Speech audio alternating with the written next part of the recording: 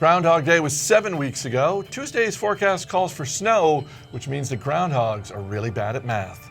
Investor Beat starts now.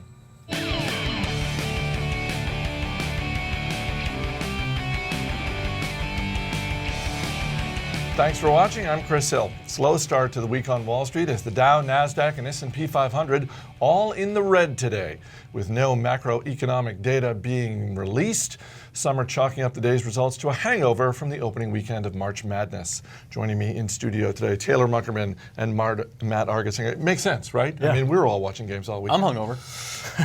Moving on, the Wall Street Journal is reporting that Apple is in talks with Comcast about a streaming TV service that would use an Apple set-top box. Neither company would comment on the record, but the deal would give Apple priority treatment for its content on Comcast's network. What do you think of this deal if you're an Apple shareholder, if you're a Comcast shareholder? I think if you're an Apple shareholder, you're pretty happy with this news. Comcast? That's where I'm at. I'm trying to figure out what Comcast gets out of it, because Comcast has got tens of millions of subscribers. They've got, they've got all the relationships, they've got all the networks, they have the content, they have their own set-top boxes, which granted aren't Apple quality set-top boxes, but they're fine, they work well. So for Apple, it's their interface, their brand, their potential content choices and things like that on a system that's probably better than what Comcast has. But that's great for Apple. It gives them access to all that, but I'm trying to figure out where Comcast wins in this. And we have to talk about the fact that Comcast is trying to do a mega deal right now with Time Warner. There's no guarantee that's going through. It's probably not going to go through, so I wonder if Apple's betting on that as well a little bit. I was just going to say, Comcast still has some business before the regulators with the Time Warner deal. Are they getting a little ahead of themselves here? Maybe they're hedging their bets, just like Apple might be thinking this deal isn't going to go through, at least not in its current state. I mean, $45 billion is a big deal, and you're looking to lock up 30 to 40% of U.S. cable boxes between these two companies combined. So some things are probably going to have to shake out, and it's going to be a while, I think. This deal is probably on the back burner, at least in Comcast's mind, especially because they're going to have to put a lot of capital expenditure to work, even to build out their own infrastructure to make this Apple deal work. If you're an Apple shareholder, what does this mean for you potentially for the stock? I realize a lot of things have to happen before this gets done, but assuming they can make this deal work. I think if they can make this deal work, it's a good thing. I mean, this would get Apple moving. This is where Apple's wanted to be, or at least rumored to be over the past few years, which is getting into TV. So this would be a major first step towards that. All right, let's get to some of the day's movers and shakers. Bank of America, the #1 traded stock on the NYSE. B of A got downgraded by Atlantic Equities.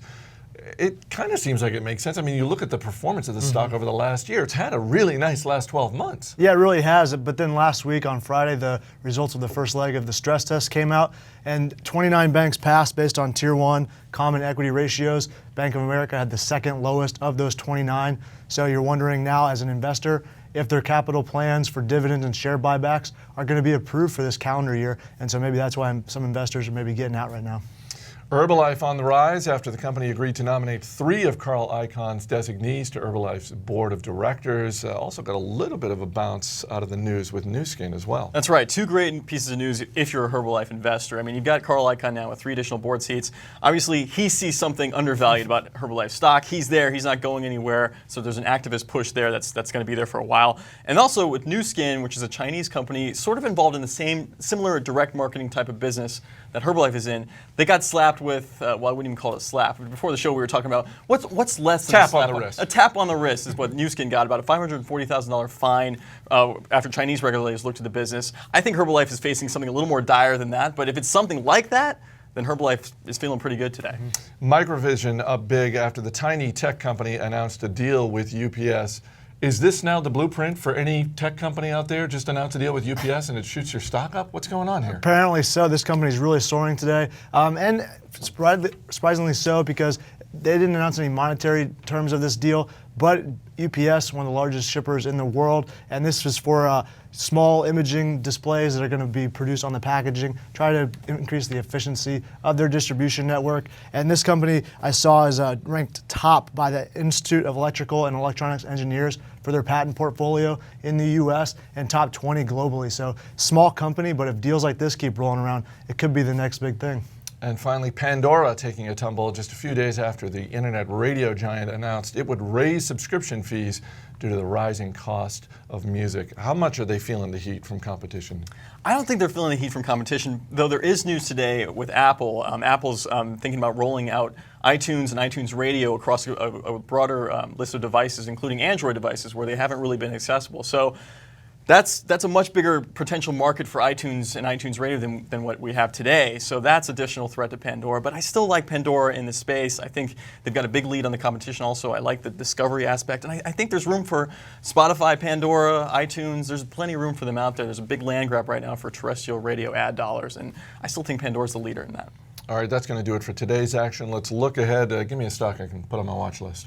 Well, I'm putting ExxonMobil on my watch list, but not because of anything the company's done, because of where they have some locations of their refineries. The second largest refinery in the United States is right there by the Houston shipping channel, which has been shut down since Saturday due to an oil spill. 2 tankers collided, a couple 100,000 barrels, they suppose, or gallons spilled out into the waterway there. So still shut down, and this is around 10% of U.S. refining capacity. So if they don't get this mess cleaned up soon, gas prices could go up, and refining margins for Exxon could also be impacted in a negative way. All right, Matt, what about you? Looking at Bank of Internet, about 2 weeks ago, this stock was at $106. Right now, it's close to $80, and that's really because of a short article that was written about the company about a week ago. If you break down the article, really what it comes down to is that the author thought Bank of Internet was an expensive stock, and it is, but it's also growing really fast and demonstrating why it deserves a richer multiple than other banks. I look at the 20% odd sell-off now that we have now as a potential opportunity, so it's one on my list. All right, for Matt Argersinger and Taylor Muckerman, I'm Chris Hill. Thanks for watching. We'll see you tomorrow.